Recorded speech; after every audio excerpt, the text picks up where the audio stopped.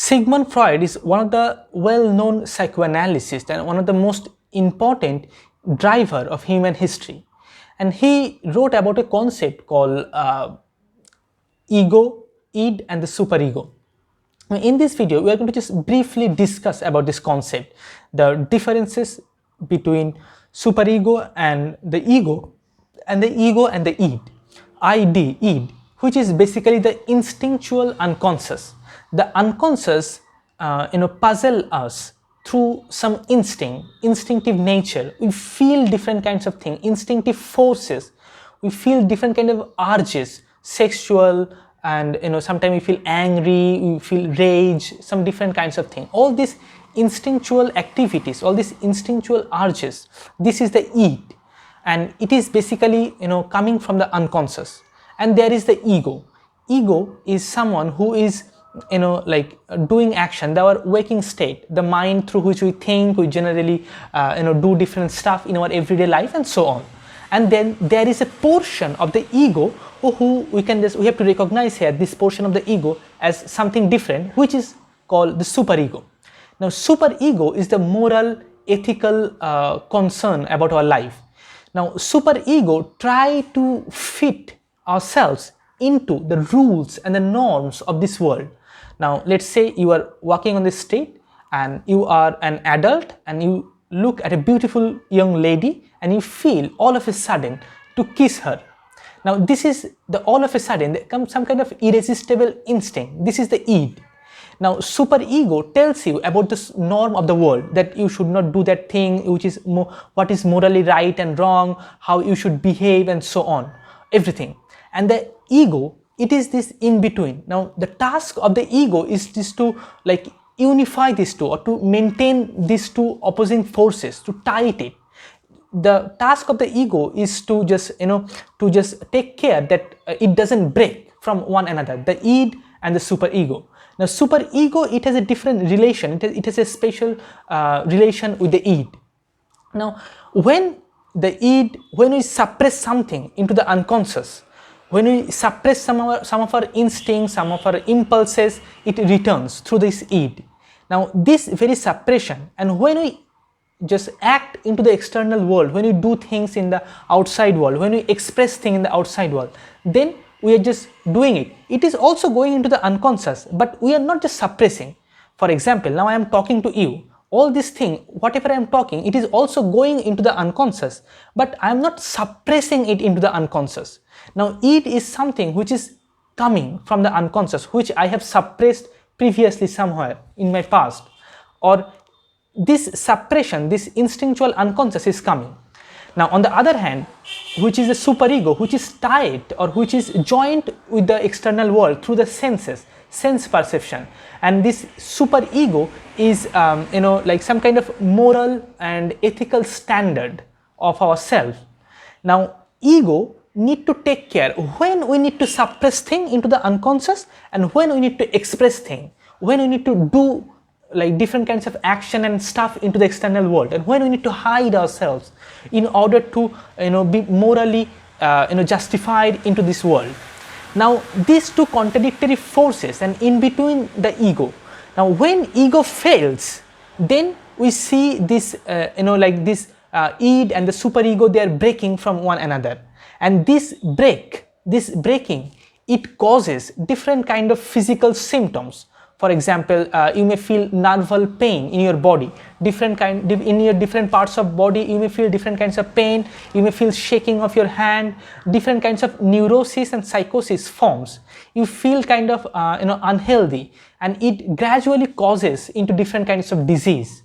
When we learn how to manage these two opposing forces, how to tie them together, then we are actually maintaining a healthy mental life. The task of the ego precisely is this, to develop, to maintain the very general, very normal and natural development and the growth of the superego. We need to take care that superego grows in a more natural and in a more normal way. we no need to. Sometimes what happens that in our childhood we do different kinds of things, we experience different kinds of things with our parents, and like we give them kind of a moral standard, and in order to be fitted into the world, in order to be justified by the world, we suppress too much into our unconscious, and that all those things, they continue to live in that unconscious. We suppress so much of our desire, so much of our wishes, so much of our anger and rage. Maybe let's say you have a father, and now there is a child and there is a father. The father is shouting on the child, over the child, and the child is feeling too much angry over his father or his or her father, and then he or she suppress all this anger into his or her unconscious. But all this anger continues to live as some kind of immortal creature into that unconscious, and they returns time to time. This is the return of the suppressed, the return of the repressed, and they multiply with one another, all this anger, hatred and rage. Now when all these things we suppress too much, rather than expressing and balancing or tightening these two opposing forces through the ego, then all those things causes different kinds of disease.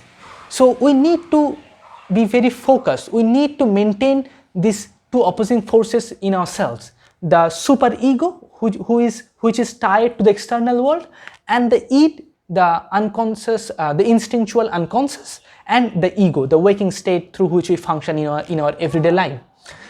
And then there is something called transference in psychoanalysis, which is very important, I think. Now it is redirecting our own experience, our feelings and emotions to a new direction. Like let's say you are a child, and again let's say you are a child, and then your father is shouting over you, and then you are angry about that, and then when you grow up, you see you go to your office, you see your boss, and the boss, you see some kind of similarities with your father, that your boss is shouting over you in the same manner. So this is called transference. You are redirecting your previous suppressed experience or anger, that rage, to a new direction, which you like you didn't get at that time, to that space to express yourselves, or to just to to function in a more normal way, in a natural way. You suppress too much within yourself. Now you are redirecting all those experience to someone else, into something else. This is the transference. Now we all are in a way transferring our childhood experience according to psychoanalysis. Okay, so through this love, transference of love, when in the beginning of our life we all are in love with our parents. Now this very experience of love with our parents is somehow associated with the bad and the unhealthy experience with our parents, that we develop some kind of love and hate relationship with our parents. And when we grow up, we repeat that loop again and again. We fall in love with exactly the same person, and who is going to hurt us in a similar way our parents used to hurt us when we were a child. So this transference of love, we need to just untangle it. We need to just break this loop. We need to return to that precisely, that all those experience we have experienced in our childhood, and then we need to just untangle it. Otherwise we will live in this loop throughout our whole life, and we will just move into different kind of direction in which we don't want to go. Okay, so I hope you have enjoyed this video. You have learned the basic things about the ego, id, and the super ego, and a little bit of transference. So if you like this video, don't forget to click the like button and subscribe the channel. I hope I will see you in the next video. Thank you so much. Bye.